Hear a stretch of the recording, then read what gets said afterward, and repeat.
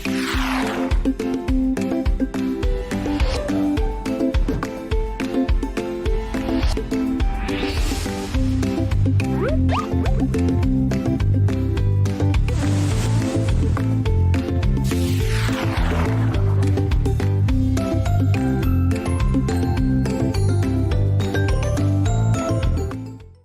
सो तो अब असल मरला आ पहुंचा है, मेन क्रूशल टाइम, जब आपने अपना एफिलिएट मार्केटिंग का प्रैक्टिकल जर्नी स्टार्ट करना है। सो अब तक हम इंट्रोडक्शन देख रहे थे, स्कोप देख रहे थे, कौन लोग कर सकते हैं वो देख रहे थे। तो ये सारा कुछ अभी थ्योरी बेस्ड था। आई होप कि आप लोग मोटिवेटेड होंगे, एक्साइटेड होंगे इस जर्नी को स्टार्ट करने में, और आपको अपनी मंजिल थोड़ी थोड़ी नज़र आने लग गई होगी इंशाल्लाह ताला। तो अभी हमने कंसंट्रेटेड रहना है और बिल्कुल फोकस्ड, इधर उधर आपने देखना नहीं, पलक आपने झपकना नहीं, क्योंकि अभी जो मेन क्रूशल सीन है वो स्टार्ट होने वाला है। सो पहली चीज़, बुनियादी चीज़ जिस पे आपकी एफिलिएट मार्केटिंग के, चाहे वो ब्लॉग हो या चाहे आप एसईओ के थ्रू उसको रैंक करने की कोशिश कर रहे हैं, अ, जो आपका मेन क्रूशल चीज़ है ना, जिस पे बहुत ज़्यादा percentage of your success rely कर रही होगी, वो होगी आपकी नीच सिलेक्शन, जिसको हम नीच रिसर्च भी कहते हैं। सो सबसे पहले हम देखते हैं कि ये नीच होती क्या है। व्हाट इज़ नीच? नीच एक ऐसा टॉपिक है, एक ऐसा कैटेगरी है, या माइक्रो कैटेगरी है, ये एक ऐसी, समझ लें कि एक पॉइंट है जिसके बारे में दुनिया सर्च करती हो, या जिसकी कोई स्पेसिफिक ऑडियंस मौजूद हो, या मतलब वो हर वो चीज़ नीच है जिसके बारे में सर्च होती है। सिंपल सी अगर मैं आपको बात बताऊं, सो मेरे सामने अगर कैमरा है, ये नीच है। मेरे सामने अगर कोई गार्डनिंग है, वो नीच है। होम बेस्ड कुछ हो रहा है, वो नीच है। किचन की जो एक्सेसरीज हैं वो नीच है। तो जो कुछ भी हम जिस पे भी, जिसके बारे में ऑडियंस हमारे पास मौजूद है, जिसके बारे में लोग सर्च करते हैं, हर वो चीज़ नीच है। और नीच की आगे कुछ कैटेगरीज हैं, वो भी हम एक्सप्लोर करेंगे। सो आई होप कि मैंने बड़े आसान से अल्फाज में आपको ये समझा दिया होगा कि नीच होती क्या है। अब मज़ीद इसको अंडरस्टैंड करते हैं कि नीच इंपॉर्टेंट क्यों है, क्या होती है, कैसे ढूंढते हैं, और ये इतनी ज़्यादा इंपॉर्टेंट क्यों है कि मैंने कहा कि ये मेन, हमारा जो मेन सक्सेस का जो राज है, वो हमारी अच्छी नीच की सिलेक्शन में है, अच्छी नीच रिसर्च में है। जब मैं सिलेक्शन का जिक्र करूँ या रिसर्च का जिक्र करूँ तो बहुत ज़्यादा कन्फ्यूज़ नहीं होना, ईजी रहना है। ये कोई हार्ड एंड फास्ट रूल्स नहीं है, कोई कोई बहुत ज़्यादा इस पर स्ट्रिक्ट नहीं रहना आपने, बिल्कुल लूज़ लूज़ खेलना है हमने, और बिल्कुल ईजी होकर काम करना है। अगर थोड़ी बहुत गड़बड़ हो भी जाए तो कोई मसला नहीं है, ईजी रहना है। क्योंकि पीस ऑफ माइंड के साथ फोकस होके और टेंशन स्ट्रेस लिए बगैर काम करेंगे तो इंशाल्लाह ताला सक्सेस जो है ना, वो पक्की है इंशाल्लाह ताला। तो नीच, व्हाई इट इज़ इम्पॉर्टेंट? नीच इम्पॉर्टेंट इसलिए है कि ये बुनियादी वो टॉपिक है, वो कैटेगरी ऑफ टॉपिक है जिसके बारे में आप वेबसाइट बनाने जा रहे हैं। आप रैंक करने में कामयाब होंगे या नहीं होंगे, आपको कंटेंट अरेंज करने में प्रॉब्लम होगी, नहीं होगी, लैंग्वेज नीच की कौन सी होनी चाहिए, प्रॉफिटेबिलिटी कैसे चेक करते हैं, मुझे कैसे पता चलेगा कि ये नीच मुझे कितना पैसा दे सकती है, या उस नीच की इंटेंट क्या है। वो लोग जब उसके बारे में सर्च करते हैं तो वो एक्चुअली चाह क्या रहे होते हैं, क्या क्या वो फाइंड आउट करना चाहते हैं, क्या जानना चाह रहे होते हैं, जिसके बारे में वो लोग सर्च कर रहे हैं। और साथ साथ सीजनैलिटी क्या होती है, कि ये साल के कितने अरसे मेरी वेबसाइट पे ट्रैफिक लाने में कामयाब होगी ये स्पेसिफिक नीच। और साथ साथ इसमें प्रॉफिट कितना है यार, पैसा कितना इन्वॉल्व होगा, क्या पैसा इन्वॉल्व है भी सही है, नहीं है, मेरे खर्चे निकलेंगे, या मैं खर्चे ज़्यादा करता रहूँ, पता चले कि एंड में मेरी वेबसाइट रैंक भी हो जाए लेकिन उस पर इतनी ट्रैफिक ही ना हो, इतना उसका सर्च ही ना होती हो मंथली कि मुझे वो ज़्यादा कुछ पैसे दे सके। तो ये बहुत कुछ कंबाइंड होता है नीच सिलेक्शन के प्रोसेस में। तो अभी जैसे हमने जिक्र किया कि यार नीच सिलेक्शन सबसे, मैं कहता हूँ, बहुत ही ज़्यादा इंपॉर्टेंट हमारा पॉइंट है हमारे एफिलिएट मार्केटिंग के जर्नी में, और ब्लॉगिंग और एसईओ के साथ अगर हम एफिलिएट मार्केटिंग कर रहे हो तो उस सिनेरियो में। अच्छा, अब बिगिनर को कौन सी नीच सेलेक्ट करनी चाहिए, ये बड़ा एक इम्पॉर्टेंट क्वेश्चन है। क्योंकि मोस्टली आप में से जो लोग होंगे बिगिनर्स होंगे, डेफिनेटली एक्सपर्ट्स भी आएंगे ये देखने, लेकिन बिगिनर के लिहाज से ही हमने बिगिनर फ्रेंडली इस कोर्स को बनाना है ताकि सब लोग इसे इस्तेफादा हासिल करें। तो बिगिनर के लिए किन चीज़ों को ख्याल रखना चाहिए नीच सेलेक्ट करते वक्त? सबसे पहली और सबसे बुनियादी और सबसे इंपॉर्टेंट चीज़, अगर आप बिगिनर हैं और एफिलिएट मार्केटिंग में जंप करना चाह रहे हैं, सबसे पहली चीज़ जिसका आपने ख्याल करना है कि जिस निश को आप सेलेक्ट कर रहे हैं उस पर कंपटीशन लो से लो हो, कम से कम हो, ताकि हमारे जो रैंकिंग है उस तक का जो जर्नी है वो कंपैरेटिवली आसान हो। डेफिनेटली आसान नहीं होगा, बिल्कुल आसान, बिल्कुल स्मूथ नहीं होगा, लेकिन हम उसको आसान से आसान करने की कोशिश करेंगे जब हम अपने एफिलिएट की जो निचेस हैं वो चूज़ करेंगे जिस पे कंपटीशन कम से कम हो। ओके, नेक्स्ट चीज़ हम देखेंगे कि वो जिस निच को हम सेलेक्ट करने जा रहे हैं उस पे हमारी थोड़ी बहुत हल्की फुल्की, अगेन इस पे बहुत ज़्यादा स्ट्रिक्ट नहीं हो जाना, कमांड ज़रूर हो। लेट्स सपोज आप वेबसाइट बनाते हैं जी, best gaming laptop. Let's suppose एक एफिलिएट की एक निश है कि बेस्ट गेमिंग लैपटॉप, जिसमें हम जिक्र करेंगे कि यार अच्छा गेमिंग लैपटॉप कौन सा है, उसके रिव्यूज़ उसके देंगे और उसको कंपैरिजन करेंगे कि यार इस लैपटॉप ये क्यों अच्छा है, अगर अच्छा है तो, और इसके अंदर कौन कौन से हैं, इसकी फीचर्स क्या हैं, इसके बेनिफिट्स क्या हैं, इसकी प्राइस वाइज ये कैसा है, ये कंपनी कौन सी है, रिलायबल है नहीं रिलायबल, तो ये सारा कुछ होगा। तो अगर आपको उसके बारे में ज़्यादा नॉलेज होगा, आपको उसके बारे में थोड़ी सी आप उससे फेमिलियर होंगे, तो आपको कंटेंट जनरेट करते हुए, कंटेंट राइट करते हुए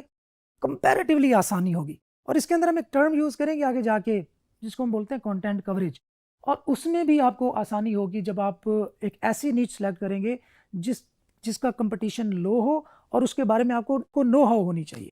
मैं इसको समराइज कर देता हूं कि बिगिनर को कौन सी सेलेक्ट करनी चाहिए। कंपटीशन कम से कम, वॉल्यूम, सर्च वॉल्यूम क्या होता है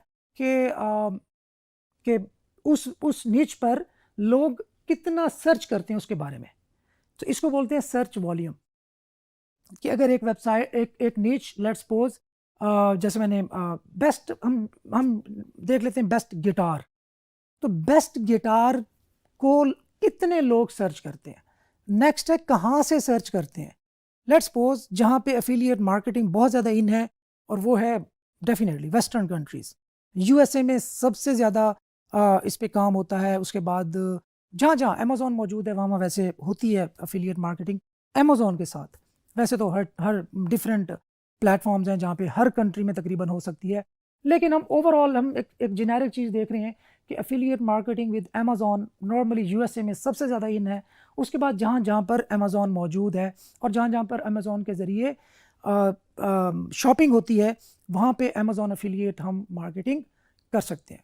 आप ऑस्ट्रेलिया देख लें, आप कनाडा देख लें, यूके, मतलब यूएसए के बाद यूके सबसे बड़ी मार्केट है, उसके बाद ऑस्ट्रेलिया, न्यूजीलैंड, यूरोप, अब सऊदी अरेबिया में आ गई है, इवन गल्फ की बहुत सारी कंट्रीज़ में कदम रख चुका है अमेज़ॉन। सो बिगिनर को वो नीच सेलेक्ट करनी चाहिए जिस पे कंपटीशन लो हो, सर्च वॉल्यूम बेहतर हो, मतलब लोग ज़्यादा सर्च करते हो उसके बारे में।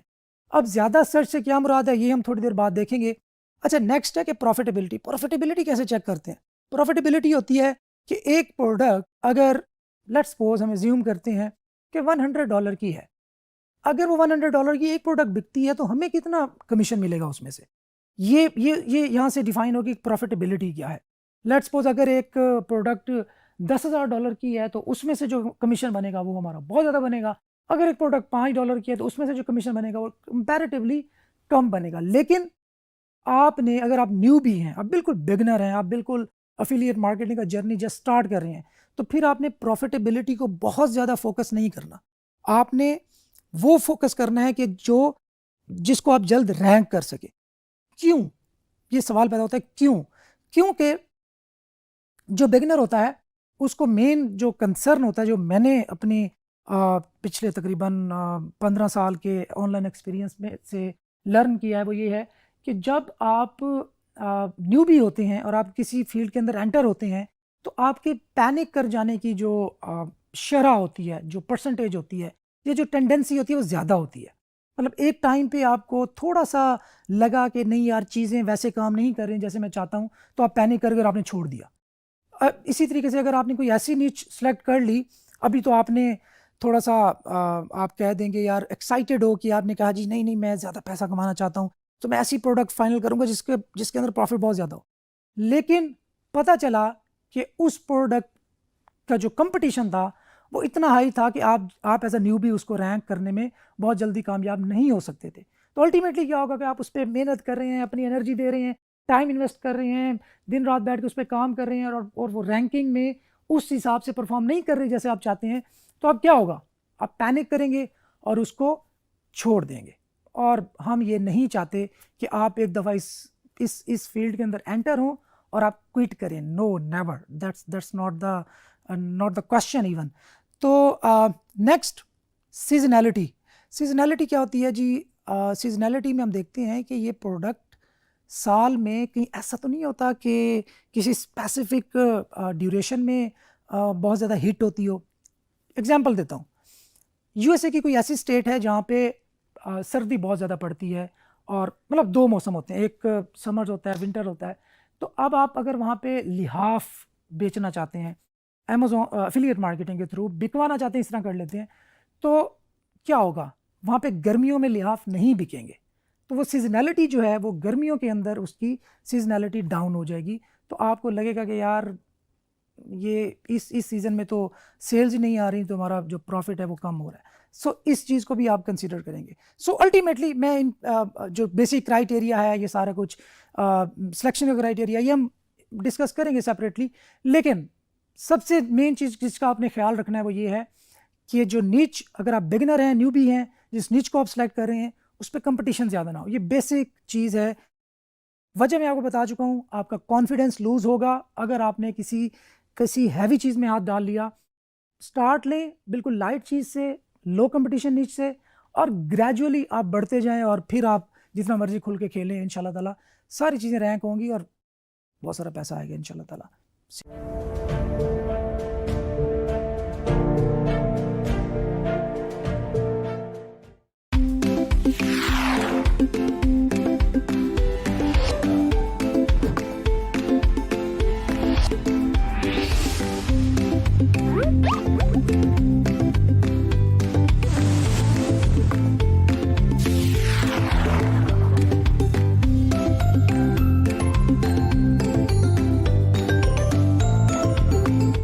अभी हमने नीच सिलेक्शन की जो इंट्रोडक्शन है वो देखा, और उसका बेसिक क्राइटेरिया और कुछ बेसिक जो टर्मिनोलॉजीज यूज़ होती हैं उनका जिक्र किया।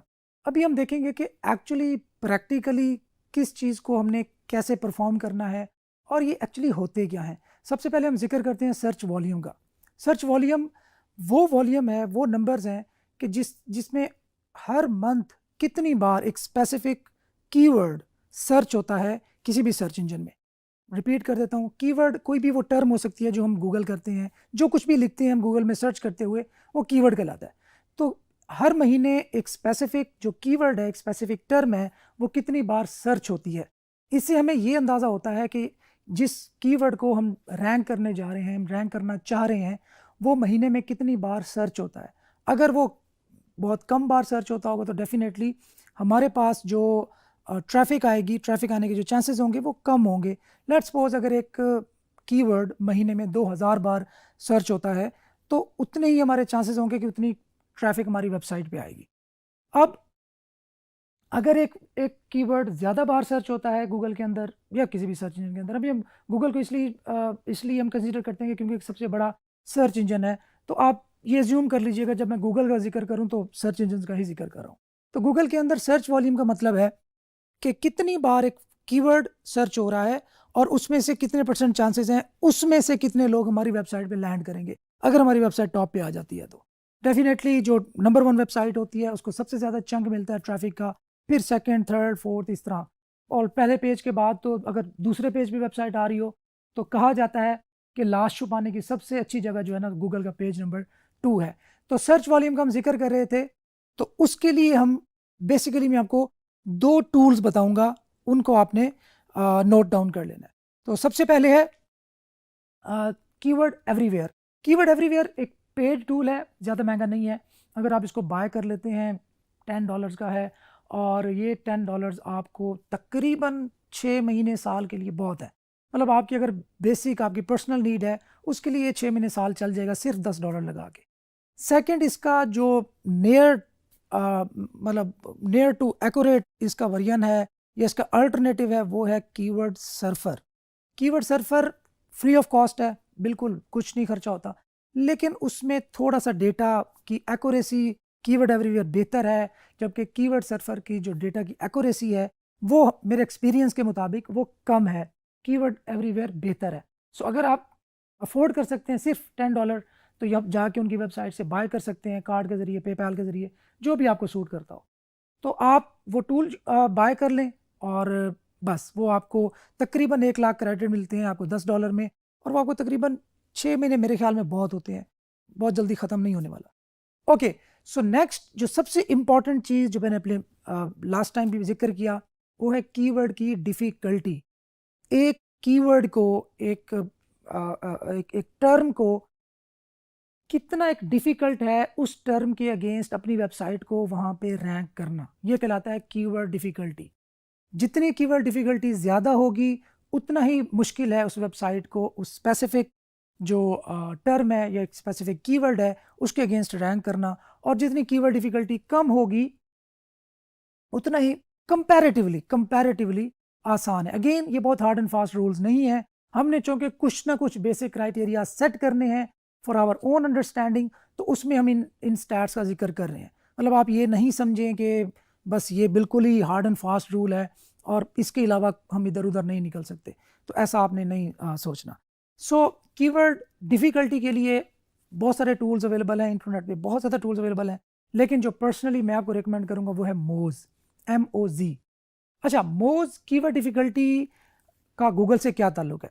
मोज़ कीवर्ड डिफ़िकल्टी का गूगल से बराह रास्त कोई ताल्लुक़ नहीं है। आपने ये नहीं समझना कि कहीं गूगल का ये कोई ऑफिशियल एक टूल है जो कि आपको कीवर्ड डिफ़िकल्टी जानने में हेल्प करता है, तो ऐसी कोई बात नहीं। मोज़ एक थर्ड पार्टी टूल है जो कि different on based on different criterias, based on different data आपको बताता है कि अगर आपने एक कीवर्ड के अगेंस्ट रैंक करना है तो उस पर रैंक करना कितना एक मुश्किल होगा।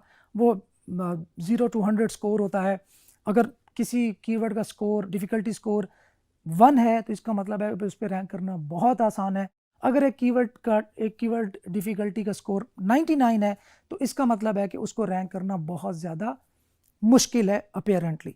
सो हम मोज़ यूज़ करेंगे, और मोज़ का भी पेड वर्जन, अनफॉर्चुनेटली थोड़ा और खर्चे वाली बात आ गई।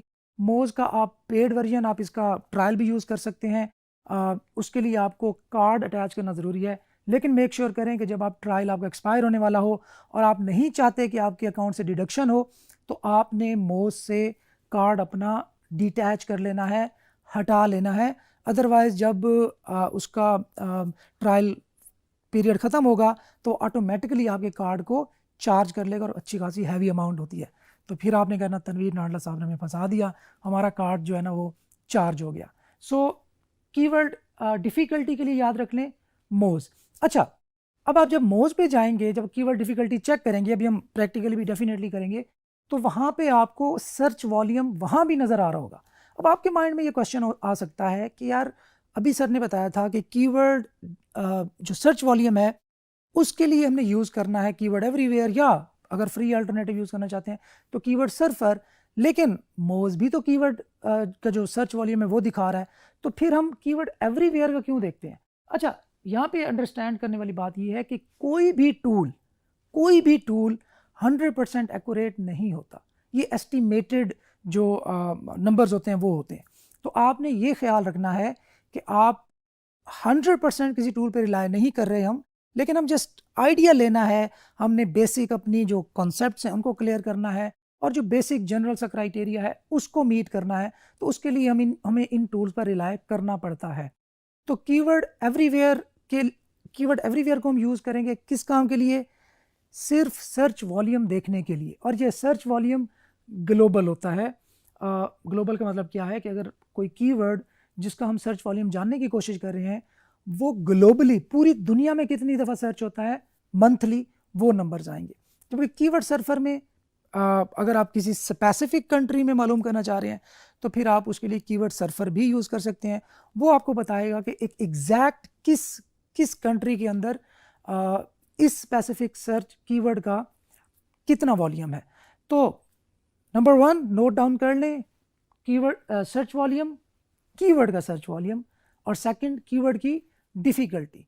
थर्ड हमने मालूम करना है कि किसी भी कीवर्ड की जो सीजनैलिटी है, जो ट्रेंड है, वो क्या है। देखें, अभी मैंने आपको एग्जांपल दी कि अगर आप लिहाफ बेचने जा रहे हैं और आप किसी ऐसी कंट्री में लिहाफ बेचने जा रहे हैं जहाँ पे 2 सीज़न चलते हैं साल में, समर भी होता है, विंटर्स भी होते हैं।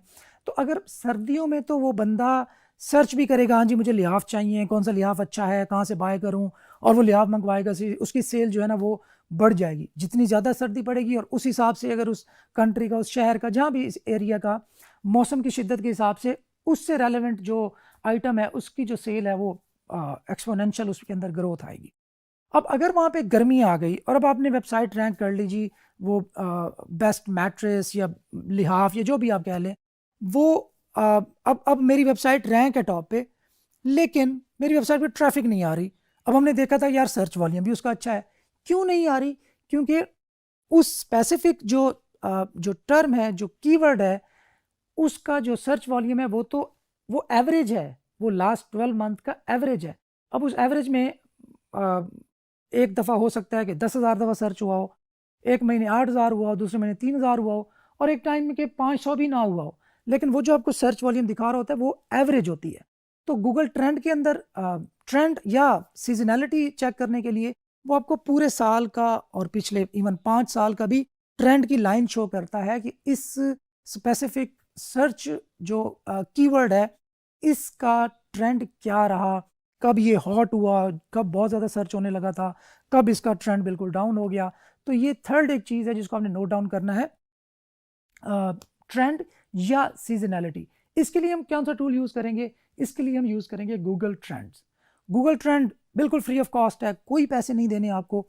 आप वहाँ पे जाके अपने किसी भी कीवर्ड का और किसी भी कंट्री के अंदर उसका ट्रेंड चेक कर सकते हैं कि किस किस महीने इसका ट्रेंड कितना रहा और किस महीने डाउन हुआ और ओवरऑल इसका क्या सीजनैलिटी रही। तो ये एक बहुत अच्छा स्टार्टिंग पॉइंट होता है आपको ये जानने के लिए कि अगर आप किसी भी कीवर्ड पे काम करने जा रहे हैं, किसी कीवर्ड को रैंक करने जा रहे हैं, तो उसकी सीजनैलिटी क्या है, कब कितनी बार वो सर्च होता है।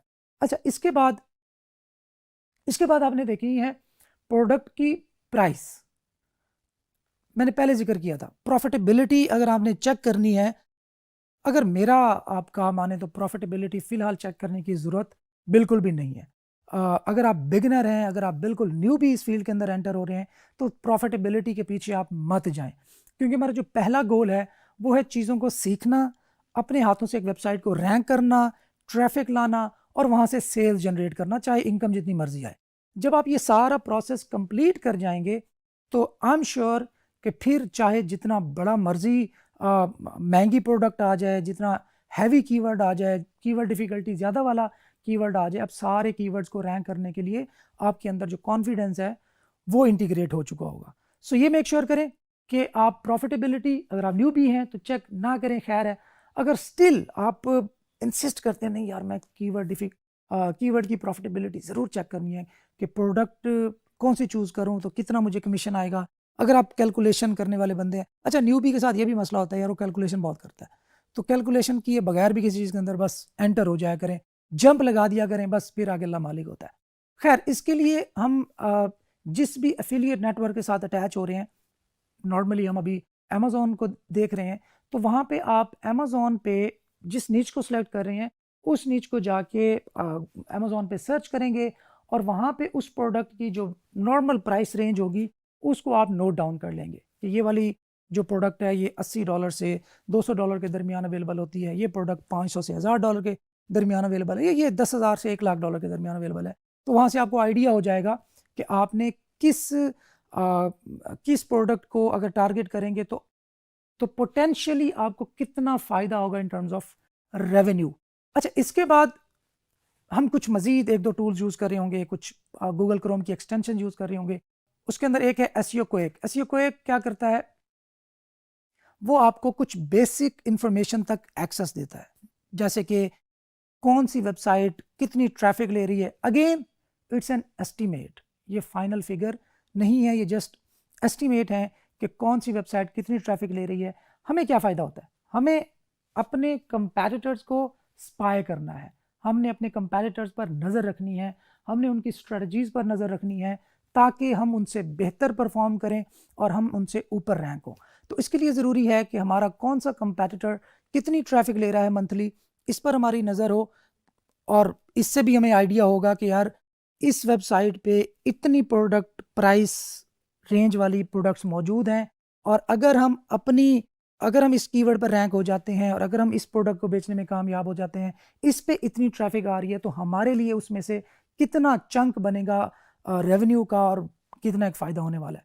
तो स्पाई करना अपने कंपैटिटर्स पे it's really an important thing to do.